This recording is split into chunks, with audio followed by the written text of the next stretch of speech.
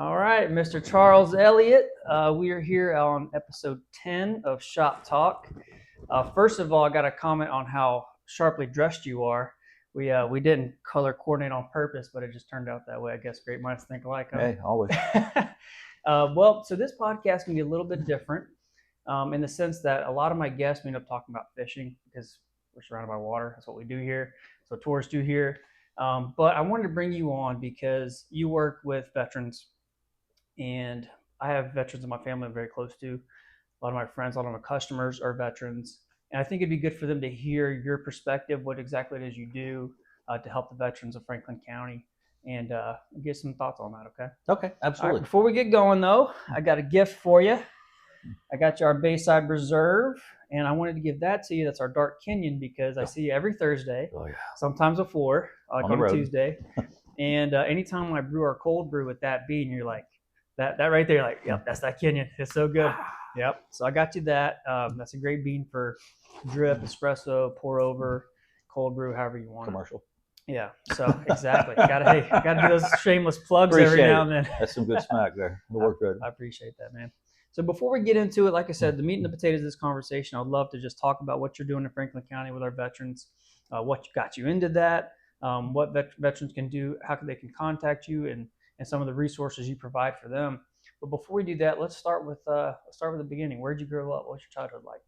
Where did I grow up? For the first 18 years, I lived in Florida. What part? Throughout the state. I was born down in Fort Myers, but my dad worked for the state, so we were in Mariana and Tallahassee and Lakeland and Hollywood, and then finally up in Jacksonville the last few years. Okay.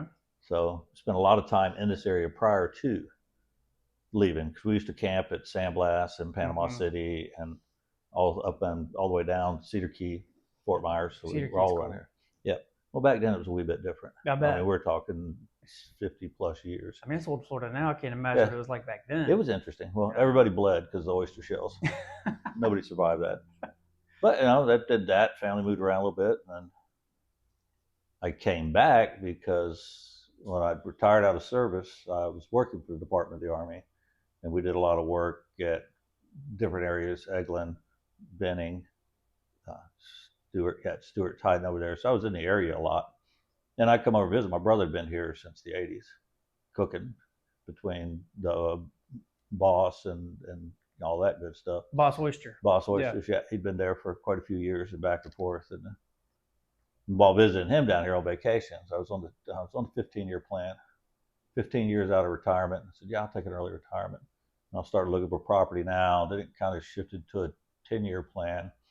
And I met Carrie, my wife, Carrie Hall. And it's like, well, shit, I'll quit and be down here in 12 months.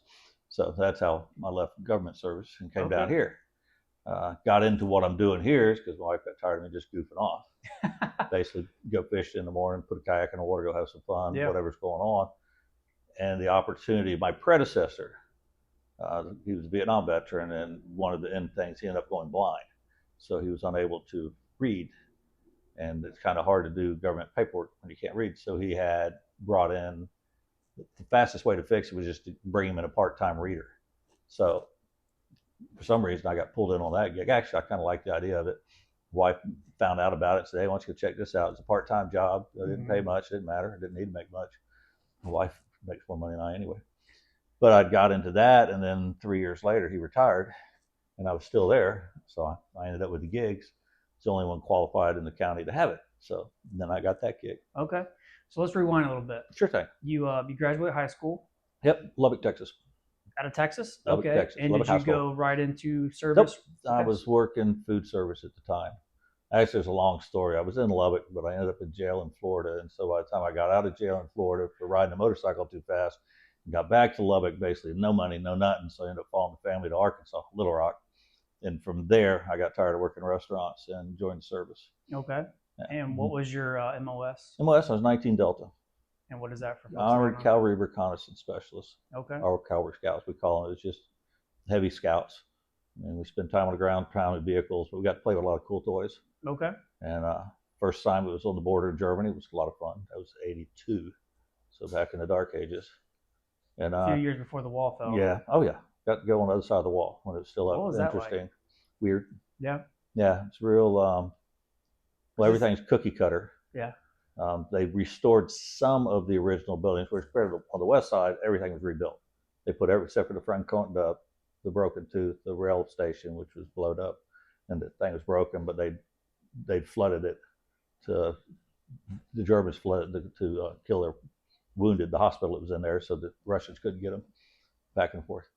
But it was different. It was everything is weird. They build everything they have. A D cell battery is not the same size as ours. They are not interchangeable. Well, ours will fit in theirs, but theirs won't fit in ours. Theirs are just a little bit larger, Okay. so we can't function them. But it was, interesting. I mean, everything's ugly. It's all gray and block. Nothing fancy. On the eastern side or the western? Eastern side. Okay. Western side's rebuilt. They completely rebuilt it. All the rubble was put in to make parks and everything. West Berlin's still hopping. Yeah. I mean, that's a place to go crazy. I mean, we considered it at the time its largest PW camp in the world because it was surrounded. And then there was only one brigade there. So it's like, okay, you're on your own now. I mean, after the airlift bringing in the foods, when they tried to starve them out, that didn't work, but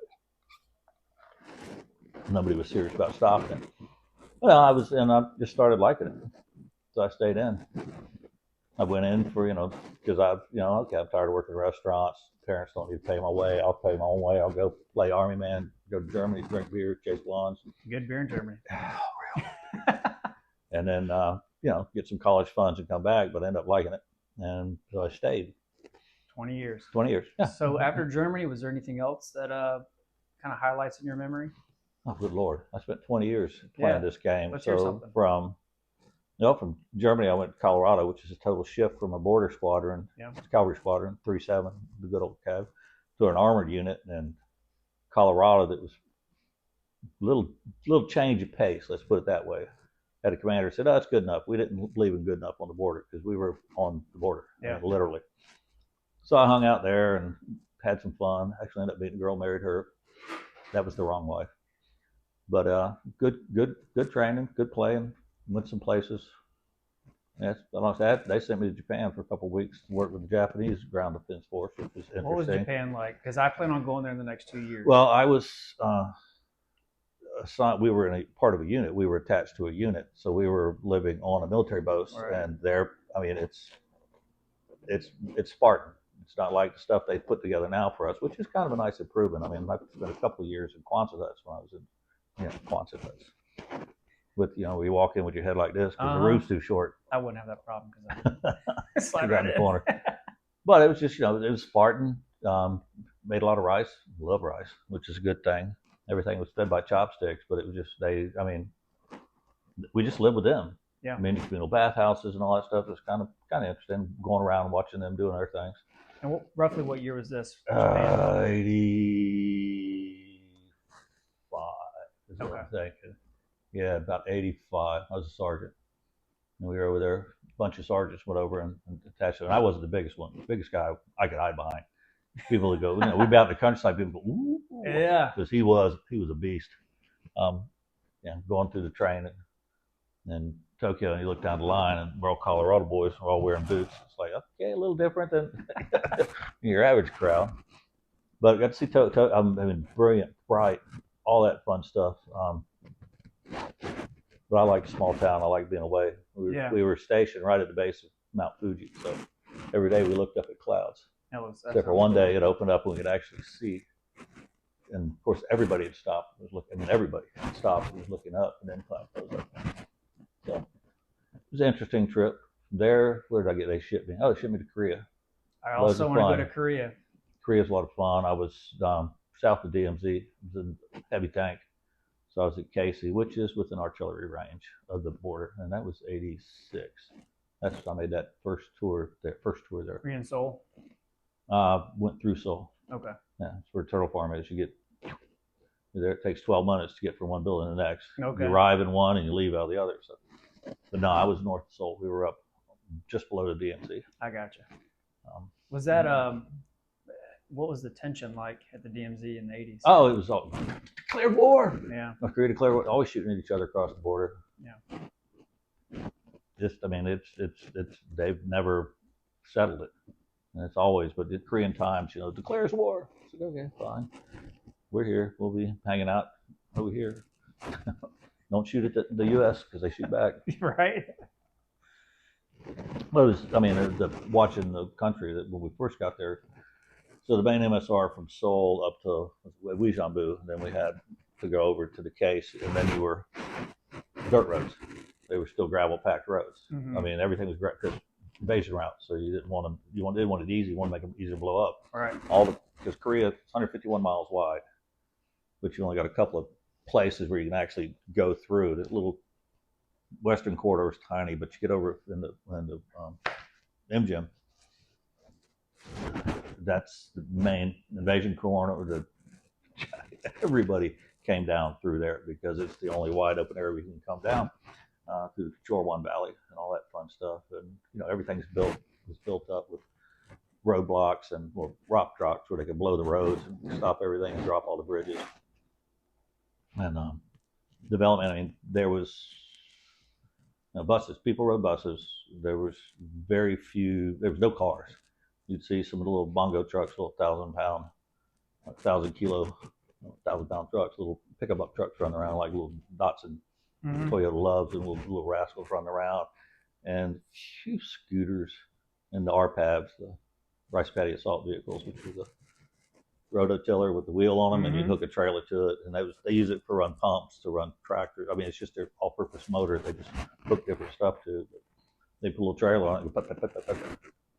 The little roads are always built up in the rice paddies. But I went back again, and when did I go back? Maybe 92, I think. Totally different. I mean, paved. Everybody's vehicles everywhere, even young ladies riding around on mini bikes and everything. So we used to say how many Koreans could get on the bus, and all of them. Because literally, just everybody get on the bus. It was a little more pleasant to ride on the bus because not everyone was on the bus. People were moving around. But just the change and the development and growth. Did you have any exposure to Taekwondo over there? Taekwondo, yeah. Okay. Oh yeah, we always had a couple of coaches around it, and I did that for 10 years as a kid. That was my childhood, and that's one reason I want to go back to Korea, because that was a childhood dream to go to Korea, training at a dojo. Where the hell did that go? What is it? My band. That fell off somewhere. We'll find it. If it's in here, we'll find it. But that was always a childhood dream, was to go to Korea. And now I'm stuck on Japan because I've been doing jiu-jitsu for 10 years, and that started in Japan. And so like a life goal is to go to Korea and Japan and experience that warrior culture. Obviously the food. How was the food there? Were you eating mostly military rations, or were you getting some mostly? But when we were out in the field, and it surprised. I mean, we'd be doing training mission, and somebody ting ting ting ting. Yeah. You'd open up the hatch on your track, and I go, and your tray of food. All right, I said, probably not trying to poison us, but we're gonna find out. Oh yeah, fresh food. And then when you give it to the private, let him try it first, right? Oh no. You were the guinea pig? Take it, dig in. No, we were very well accepted. Oh, good. And appreciated. Yeah.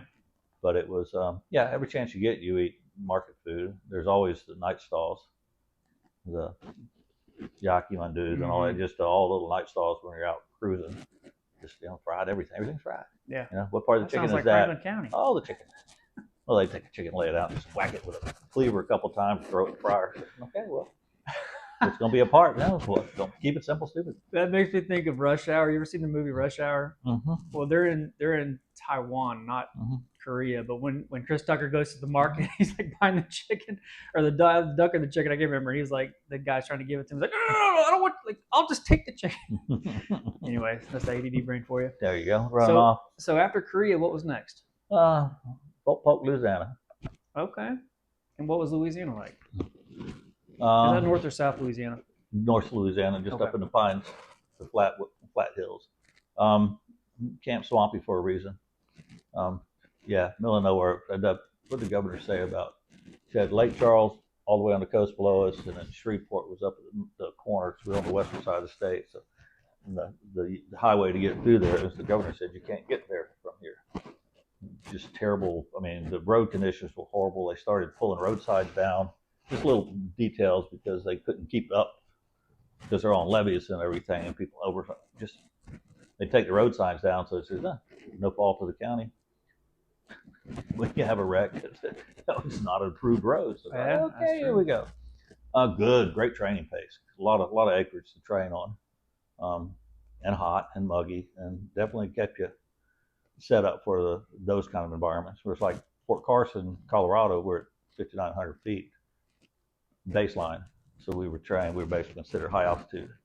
So South America was our area of concern because we could get by in the mountains a lot easier than coming from Camp Swampy. Yeah. Yeah, the transition going to Colorado, you can't run. It kills you just to do anything. But then once you get on top of that beast, everywhere else it's like swimming. It's like the air is so thick. It's like, this is ridiculous. It's kind of hard to get winded. But it doesn't get that cold there. But no, it was a good training base. Lots of NTC time. Good Lord, I was there 4.5 years. National Training Center. Okay. We go to California and up to professional Op 4, and so we transitioned our heavies. First time we brought in turrets, because we'd always been, before that, it'd been basically Jeeps and 113s and 901s, personnel carriers, rocket launchers, or missile launchers, a little working helicopters. Jeeps were a lot of fun, except for they were tiny. The Humvees came along, woo-hoo. And then when they brought the Bradleys in, I transitioned those in Fort Polk, Louisiana. And they were, they were kind of big. Well, yeah, you just have to stay farther back. You can hide a battleship. You can hide anything. Yeah. You just have to. It means you walk a lot. Those Bradleys are tanks? No, it's not tank, because my wife would call it. It's an armored personnel carrier. Okay. Bradley fighting vehicle. Gotcha. Cavalry fighting vehicle. Gotcha. 25 millimeter automatic cannon, machine gun, and tow rocket launcher or missile launcher. Okay. Missile. So yeah, and can carry it. Depend upon if you're an infantryman and want 11 men, we just carry 5. So we don't like being crowded. Was that the primary vehicle for the first Gulf War invasion? Yep. Okay. Yep. As far as what was our carriers were, and it still is. I mean, they brought the what do they call that wheeled vehicle? No, I can't remember. I did some work with that after I got out while I was doing R&D with them, but they were kind of weird. Were you involved in Kuwait? First war, no. Okay. We were transitioning. We were one of the units. They said, "Ooh, we'll get some National Guardsmen to go work with." We're like, okay. So we had to bring them up to speed. And they did fine. Louisiana boys, a bunch of crazy guys. Half of them were cops or prison guards, but every one of them could shoot. Yeah. And we just had to get them up to speed. Yeah. Teach them the new cannons and all that good stuff. Then it was over. It's like, well, okay. Peace out. All right. Let's have a party. And they do like to have parties. So I can imagine. got invited to a lot of their parties. So after Louisiana, Back to Korea. back to Korea. Yep. And how long were you in Korea for that second time? Well, it's 12-month tours. Okay. Yeah. And then that one's Fort Stewart. Yeah. Fort Polk was Louisiana. Fort Stewart, Georgia. Went to Georgia. Everybody said, "Oh, you'll be here forever." Got attached to a armored battalion. And then got sent over to brigade. So part of 2nd Brigade, the headquarters, Master Gunner. Said, "Buy a house, you'll be here forever." 364 days later, I was gone. Headed to Germany. Okay. It's like everybody said, "Well, everybody else was there." I mean, Yeah. so you're being replaced with the military politics. There's a reason I was not put in the right place in the roster. Gotcha. I tend to irritate people, so that's okay. But went to Germany and first army. Baumholder, lovely place. Cold, cold. In the middle of nowhere. Worse than this. 90 minutes to anything there. Okay. Yeah, I mean, we're up in Tules, and you have to go down to find a train. Was it Well, we had a little train section, but they didn't run it except for military trains. Was it pretty countryside? Oh, beautiful. Yeah. It's the Rhineland Pfalz is between Germany and France. It's a high country, but when the snow would come in, we'd have it forever. It's beautiful. Friends would come up from Heidelberg in shorts, T-shirts, tennis shoes, and going, "What the heck?" Maybe 2 feet of snow on the ground. So those mountains you kept going over? Yeah, you kept climbing. Kept getting higher and higher. Beautiful, a lot of trying. But then we spent most of my 3 years there in the Balkans, Bosnia, a lot of time in Bosnia. Then where did they ship me back to? Eventually got my orders. They kept messing them up. They finally sent me to Fort Belvoir, Virginia, where I got assigned with the Research and Development arm of the Night Vision Electronic Sensors Directorate and worked with the Advanced Reconnaissance. So we played with fancy sensors and how to make them better. And all the fun. Cool. Oh, it was a lot of fun. Yeah. Sitting and waiting to go play with them was always aggravating. and then civilian employees. There were 7 soldiers in the unit. But hey, I didn't even have a rifle or a helmet. Heck, they didn't give me a raincoat. They didn't expect me to do nothing. But from there, I got sent to Kuwait. No, Kosovo. That was the Kosovo trip. Is that the only trip I made there? Besides, all over the United States, because we were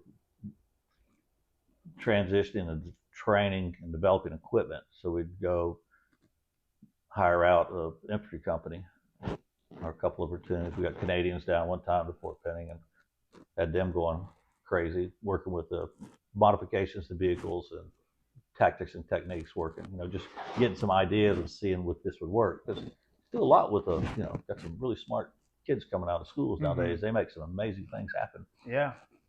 And as long as it works in the rain, and you can do it with gloves, hey, and you don't have an extension cord, you're good to go. Yeah, people bring things that it's got a freaking extension cord. No. What good is that going to do? Yeah. Man, it's so small. Look at these cool buttons. So yeah, try to do that in the rain. Wear a pair of gloves. Yeah. That field good point. application. Good point. Let's get rid of the extra stuff. But it was fun. Got to play with some toys. Seriously, with toys. Was that your last station? Was Virginia? That was my last duty station. I retired out there, and I actually didn't move. I stayed in my same desk and became a contractor. And then the contract period, 6-month contract period was up. I ended up being a government employee for some reason. Okay. I had to take a pay cut to get that gig. Still, what did you do for the government then? Same thing. I was in the same position. I was literally at the same desk, doing the same thing. Okay. So they liked me there, so I said, okay, I'll stay. And all the while you were vacation or visiting Florida, or did you move to Florida? Then? Yeah, during the whole time I was assigned there. I was there in 99. Came here in 2010. Okay. So I've been visiting. Yeah, every chance I got when I'd be in the area. We did a lot of work over at Eglin and missile ranges. Mm-hmm. A lot of room. We go out there and play with some fancy stuff. But you need distance. And not a lot of the places, military bases, don't really have a whole lot of distance because of Yuma, proving ground down in Arizona. I think I know where it's at now. Trash can. Yeah, usually it's tight, but obviously I'm a little dry down. But I know where it's at. I'll go get it.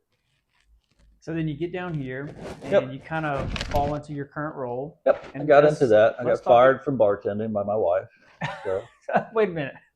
How did your wife fire you from bartending? Let's hear that story. Well, she's got up the creek was her place. And that's why I came down here because she had that place. And so I figured, well, might as well hang out with her here and learn to shuck oysters, learn to shake beers, or shake martinis. Very rarely because I know how bad they are. And I had some excellent teachers. Awesome.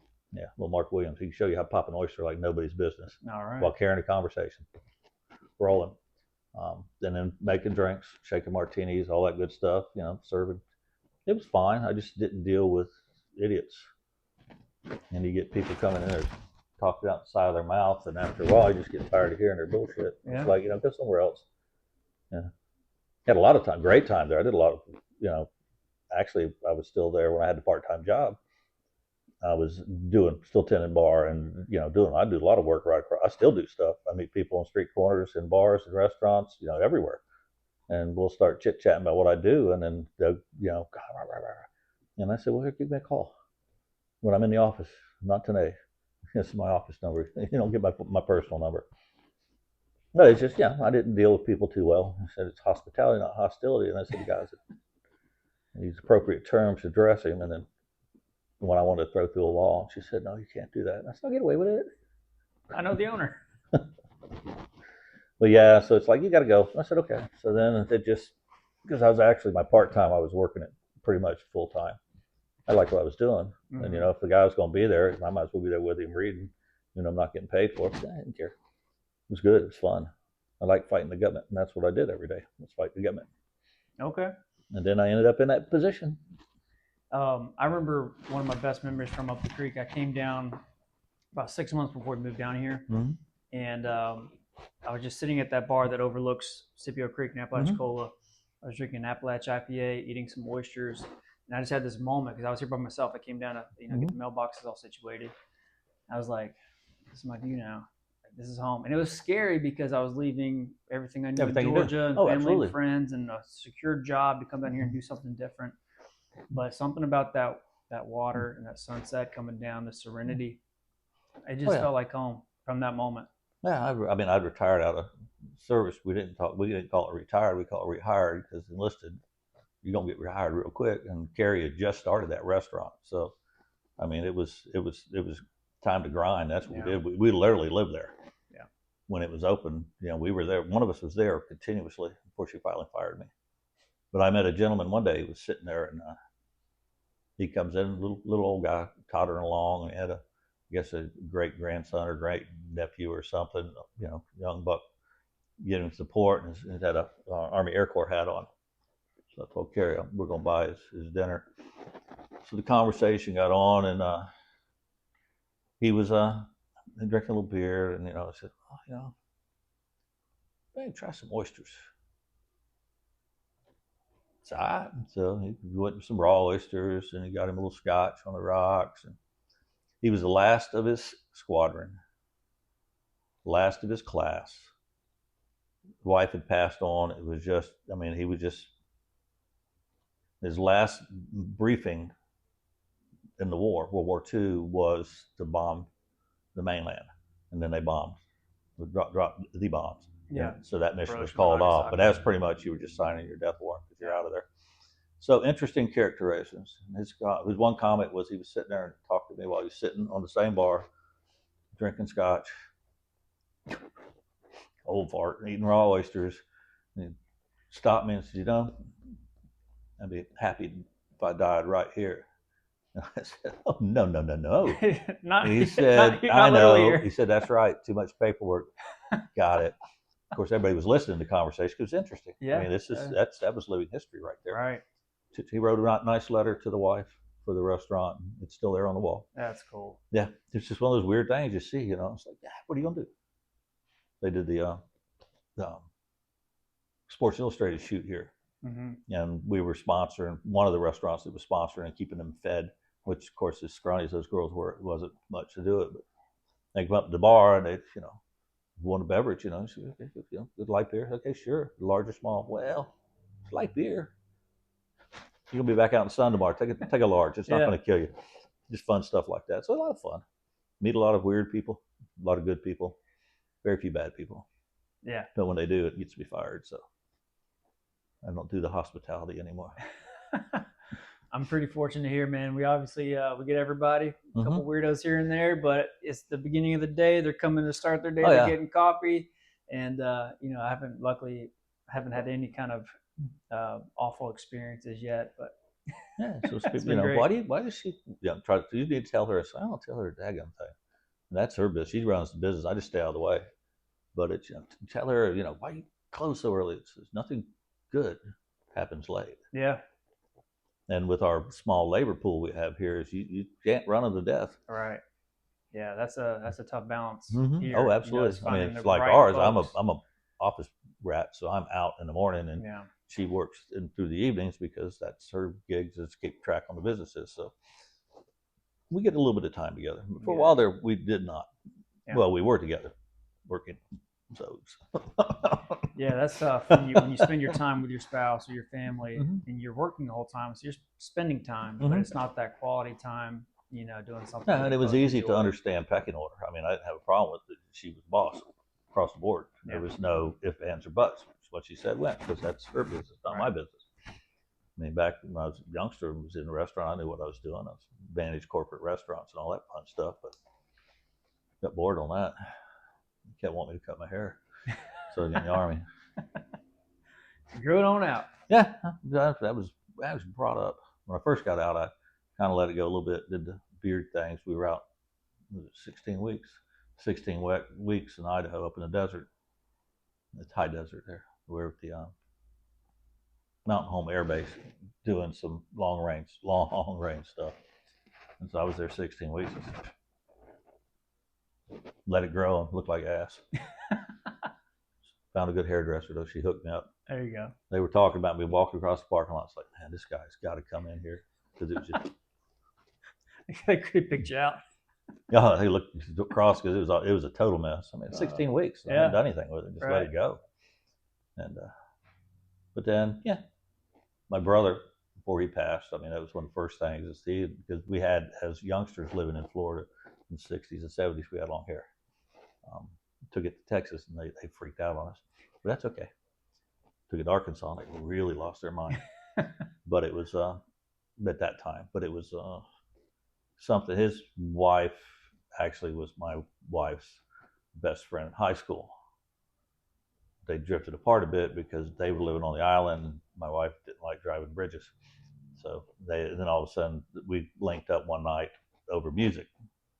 She was coming and listening to my brother's band play, and I was Wombats, Carol Harris and Chip Bailey and Richard Elliot, and they were playing and said, yeah, and he was going to get me up there to play because I was a guitar hacker. And so, yeah, okay. And so she was there, and then, I did my thing. And then there were other stuff going on, so we went and chilled out, and we were just shooting the breeze, and thought she was very interesting. But I was leaving the next morning, so until my next trip back, because I was back down again, hadn't seen each other, and then we kind of belonged together. So, long story short. All right. Where'd you meet? In a bar. All good. She thought I was an arrogant ass, but that's okay. No, she thought I was a bit arrogant. That'd be about appropriate. All right. So, fast forwarding to your position now, what does a normal day look like? What is your primary responsibilities? What do you enjoy about it? The position is actually legislated. It was shortly after World War II.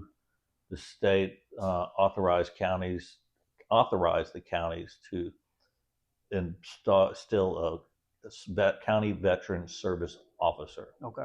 Sole purpose is to provide support to veterans, active duties, their families, and tying them to the state and federal benefits. Okay. In other words, getting through the rocks and shoals, the bureaucracy crap. When I got into it because I was, brought in as a reader and it sounded interesting. And then when I actually got into it's average people's trying to get through government bureaucracy on swinging, just a swing and a miss.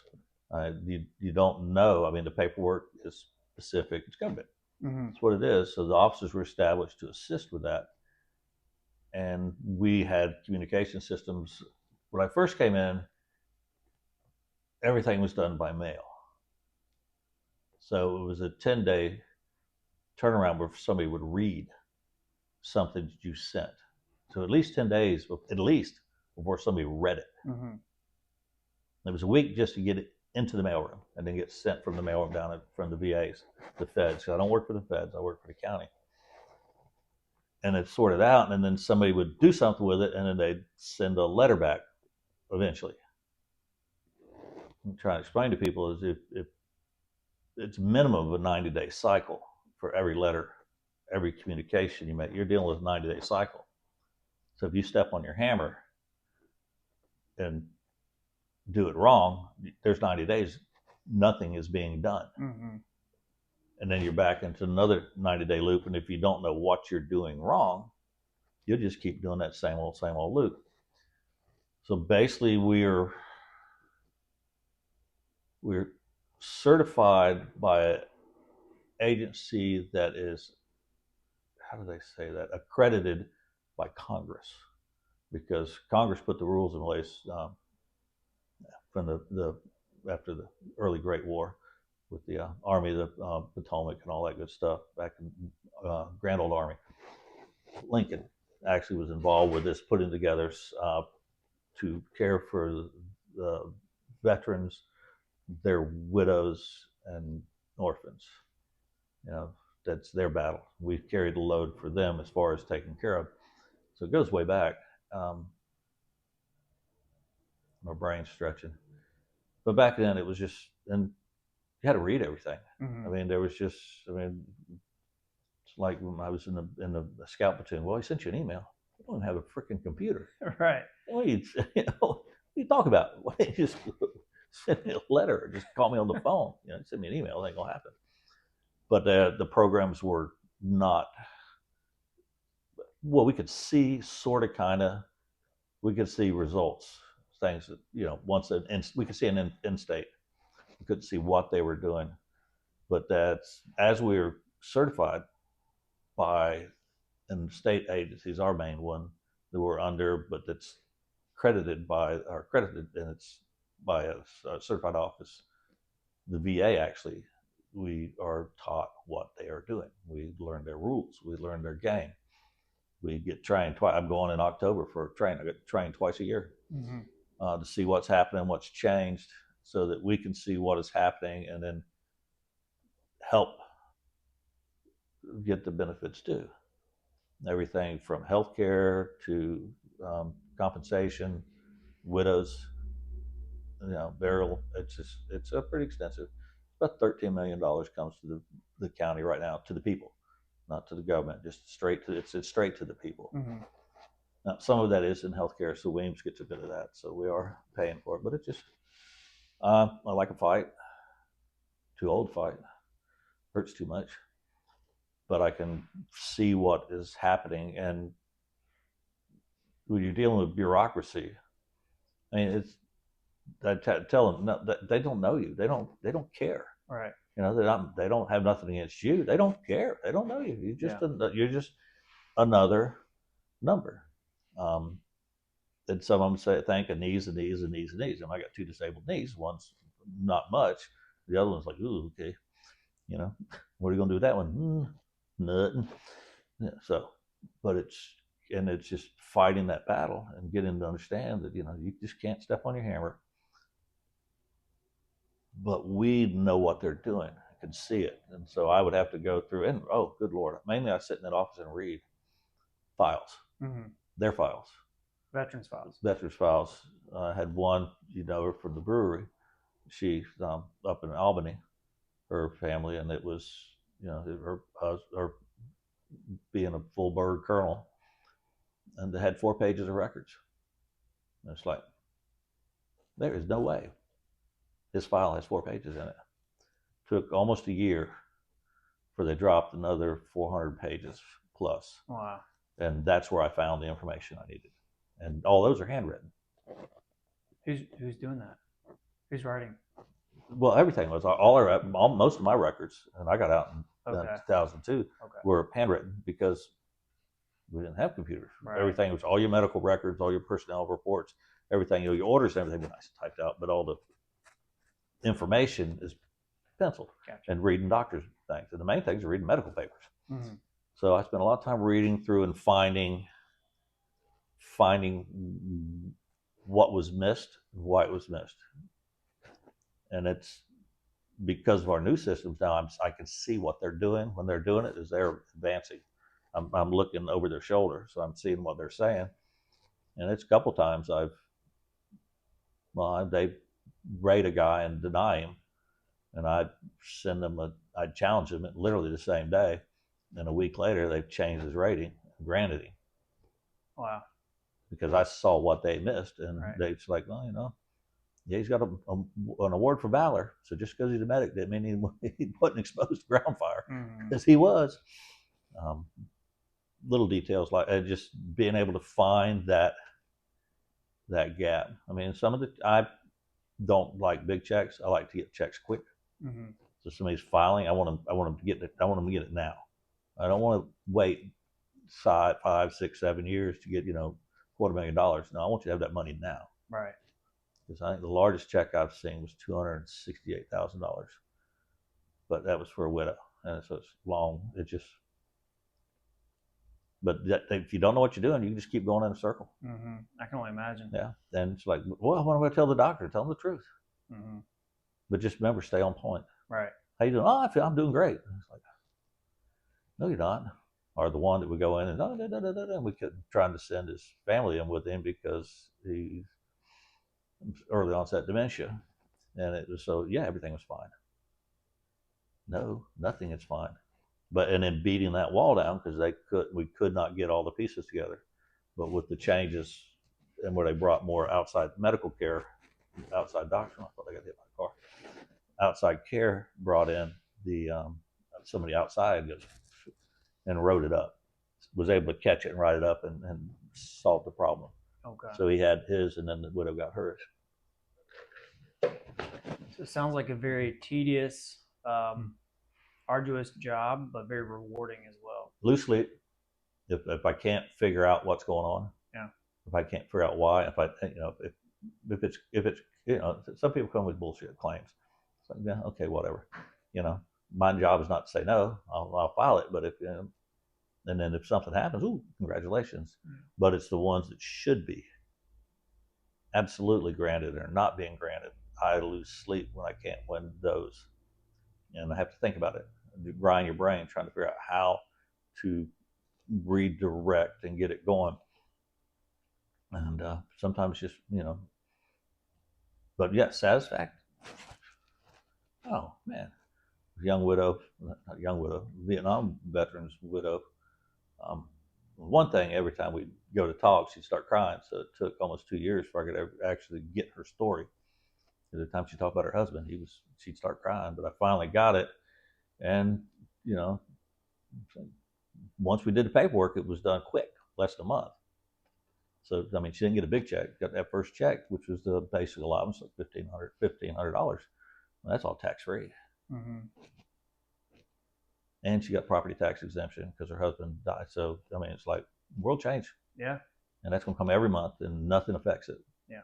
As far as the widow's benefit, the dependency indemnity compensation for service-connected death, whereas the widow's pension, which I think it's $860 a month now, adjusted by how much you get from Social Security, anything like that. It's adjusted. That's the max we do. So that's for the destitute. That's what that's for. I think veterans pensions $1,400, reduced by anything else you get. So that's just the max that you get out. So there's a big difference between. I still got some of my World War II widows that are living on that. It's rather interesting how people can live on so little. Yeah. Well, they were good at hide that butter and egg money. Yeah. And jars in the backyard they dig Some up every once in a generation. while. Yeah, some of that generation, man. So how do veterans of Franklin County, how do they find you? How do they contact you? What's the best way to learn more about your services? I'm located in the courthouse, down in the basement with the mice and lizards and roaches. But that's okay. It's nice and quiet down there. Nobody bothers me. I have a coffee pot. I'm in there 5 days a week. Thursday mornings I'm on the road. They can put new phones in, so the 850-653-8096. The voicemail goes to my email, so I access that. Work phone has the emails. When I'm even on travel, I can get that. So it's just okay. have to have time to sit down and do something with it. Most of the work I need my office computers. I need computers and internet to do what I do, because I can, like I said, I can make things happen overnight. They were saying they weren't going to rate him right, so I said, well, we're going to have a disagreement with this, and they fixed it, because it's true, we were going to have a disagreement. Mm-hmm. And it's just I'm the courthouse, so you see me on the street. We'll be sure to wave me down. I mean, it's easy. I'm that's what I do. Yeah. I mean, because I always have a card in my pocket. We'll be sure to put all your contact info on the video description link. Yeah, the email is veteranservice@franklinccountyflorida.gov. All spelled out. Okay. So only one S though, veteran service. Gotcha. But it's like I said, it's like, all right. Just call me, leave me a voicemail. Sounds good. Well, Mr. Charles, you're no longer active, but you are still fighting for your brothers and sisters in arms. And I think that's very commendable. You're fighting a good fight still. And like I said, that's why I wanted to bring you on, because we do have so many veterans here in this county. They just don't know how to navigate that paperwork. It's about 15% of the population is veteran, and then plus the families attached. And it is. Have you been to the World War II Museum yet? So we went there the other day for the first time. I did a video over there. So I'll check that out if you haven't seen it. I didn't realize how many people live here and were involved in that, or and either went to D-Day or whatever. There's just there's pictures and uniforms. I mean, they're fading, but we've got there's quite a and even when I got here, it was still 15% of the population were veteran. Veteran. We've been losing a lot of them, but then we talked to extended families, and then with our travelers, I've got a lot of part-year residents that come in. They're veterans, and then a lot of veterans just traveling through stop by. It's amazing how much work you can do. Yeah. And if for some reason, when they Google up and I end up looking for a VSO, it comes up with Apalachicola. Okay, and then I come up because I'm the only one in this county, so that's me. And I call up, so I deal with people from all over. They'll call in, and I can point them in the right direction, send them to the right office, or take care of their business for them. Do a lot on the phone. All right. A lot on the phone once things are established. Yeah. But once you crack the POAs, which is it's only POA so I can see your files and sign your name. But I'm under Privacy Act and HIPAA, so I'm not going to jail for nobody. Right. For no reason. Yeah, records they're not open for public. None of my records are FOIA. Have to be done by a judge. By then, I'll have had an accident. My file cabinet will be burnt. What a shame. Very much Yeah, so. it's like they say, lost my gun while I was in the boat, the duck boat. Well, man, I sure do appreciate your time. Like I said, Hey, we'll put all love your little business you got going well, here. thank you. What you're doing, Appreciate that. what you've done with the little hayak. We don't do hiya. It's jujitsu. We get that all the time. But you got that one mean little girl. She puts her little ponytails up. She's like, Oh, Caitlin, little Caitlin, she Yeah. is a little warrior, man. She's the sweetest thing ever. That's what I love Yeah. about that gym, man. Some of my students, a lot of them, sweetest, It's an most excellent- great kids. But once they go to competition, that little switch flips, oh yeah, they want to and win. it's game on. Everybody wants to win. Yeah, Yeah, exactly. That's because you're teaching them, and we try to win, but you're gonna lose. Yeah. Like that young stud, he was all okay. Yeah, you're gonna get beat one of these days. Yeah, and we learn. We try to just learn from our losses. Yeah, so that's going through all my period of service. I mean, there was a period of time we had the zero defect where you could not, no mistakes were allowed. Everything had to be perfect. It's like you don't push the envelope. You're not doing it, and everybody starts hedging. Exactly. They start hedging numbers and start hedging. It's like you end up with crap, and I don't want to be crap. I want to be a badass. Exactly. Got to take those risks. Majority of the time we stayed on it, and it was a lot of fun. You get hurt a lot, but too tall to be running around through the woods like that with all that gear and jumping and riding in armored vehicles. Oh man. But when you got cut loose with the cannons, it's like, yeah, baby. That sounds. Real quick story. We talked about Benning. Mm-hmm. So I grew up hunting just south of there in a place called Box Springs. And I can't tell you how cool it would be Sunday morning in the woods. The sun's coming up. You've got coffee fueling in the veins. You hear that artillery. Dude, your heart starts racing. Like, that's awesome. I'm in here in the woods. I got artillery, however many miles away. It was a neat. It was yeah. neat experience. Or when you're driving to the post and they're firing over you. That'll work. That's right. Okay. That's it. Oh yeah, it was a lot of fun, cool toys. Yeah. I mean, one squadron when I left, my leaving gift was I got bride front seat in a Cobra. So we went and shot rockets and tows and cannon. So that was kind of fun. No, we didn't shoot tow. We shot rockets and cannon, and that was fun. And I mean, you realize that helicopter is only a meter wide, so it's 39 inches wide. Yeah. It's tight. So when you get in there and your harness is loose, so you can get onto the sight thing, but you've got a little lever over here to lock it, so you don't eat it if you come in hard. So yeah, all your gear, can't wear anything. Yeah, sounds a little sketchy. Yeah, but hey, it's hard to hit that 1 meter target. Yeah. Man, it's a lot of fun. I had a good time. Awesome. Well, again, Take care of a lot of people now. So yeah, and that's what I wanted to highlight, man. Is again, as we just mentioned, we got so many veterans here, and as I mentioned at the onset of this conversation, is I have veterans in my family I'm very close to, and friends, and in listening to podcasts, that seems to be one of the most difficult things is trying to get those benefits from the VA, and being able to connect with someone like you could make that journey a little easier. And we're everywhere. The state of Florida, every county has an office. Okay. Every has an office. It's it's a county office. They're paid for by you and your tax dollars. Yeah. Most states have a configuration like that. Florida, so you got the three main states: Florida, Texas, California, in no specific order, where most of the veterans are. Yeah. It's sole payer.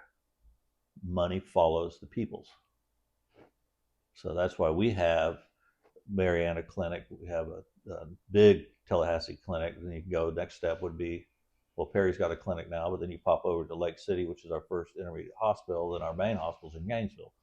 That's just us. Yeah. And that's one of the sections of Florida. So there's a bunch, we get a lot of resources just knowing how to do it. How do you do it? Right. Give them a call. I'll just give them a call. Well, do I have to wait for my record? No, I never wait for records. I don't. Tell me what you want to do, and I'll show you how to make it happen, and then we'll figure it out. Because I've been doing it long enough, I know how the system works. Right.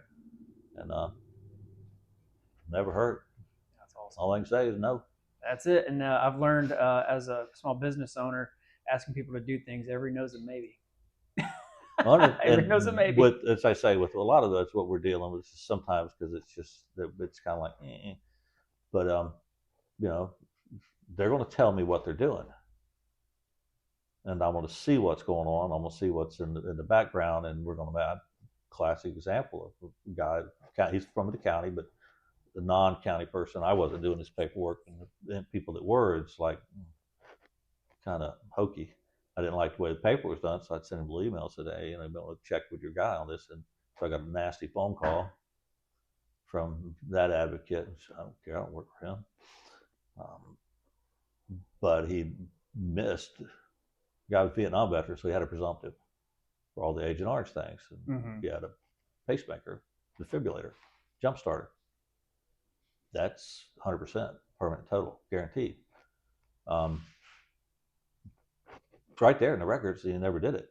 He never touched on that. He touched on some hokey thing the guy was doing. It's like, people, they don't know. It's like, it's right there. Yeah.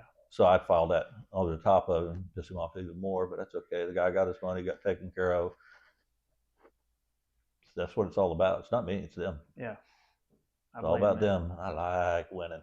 I hate to lose, man. You want to see me have a bad day when I can't get something through, it beats my head in the wall. I imagine. And that's why you're so good at what you do. You just keep the fight. Passion. Yeah.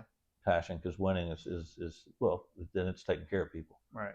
You change people's lives. Yeah. Just being able to say, I'm going to go to the doctor, go to the doctor. Really? Yeah, just go. Tell them, yeah, VA healthcare. We got the programs with urgent care and emergency care. Emergency care has been a while around, but I mean, if it's an emergency, bleeding, life, limb kind of thing, go to the emergency room. Yeah. VA healthcare, they'll take care. Here, they do it. They brought in the urgent care. So you're sick in a dog, and it's 90 minutes. The VA clinic. You can go to the clinics here and say, I'm sick in a dog. VA healthcare, urgent care, take care of you. Yeah. And if you pay copays, they won't charge you. The VA will charge you later. Yeah. But they'll treat you and medicate you and send you on down the road. All right. Things have changed a lot. It's not the beast it used to be. Well, it used to be the slow contract medical providers. They did. Bureau of Indian Affairs, VA, a lot of that. They just low contract. The contract, actually the requirements were not board certified, so you had some really interesting things going on. And it was up until the late 90s when they finally broke that and got rid of that problem. It usually cost somebody's life before it became a big issue, but then where we got some good quality certified personnel in. And they cat's meow now. It's a whole different animal than what it used to be. Sounds like a good thing. It is. It's an excellent thing. It's an excellent thing. Good. All right, I mean, I've had surgeries, and I'll have more surgeries in the future, of course. So. All right, man. I appreciate your time. Again, this was awesome. Great information. I will always see you on Thursday, brother. Sounds good. Thanks, man.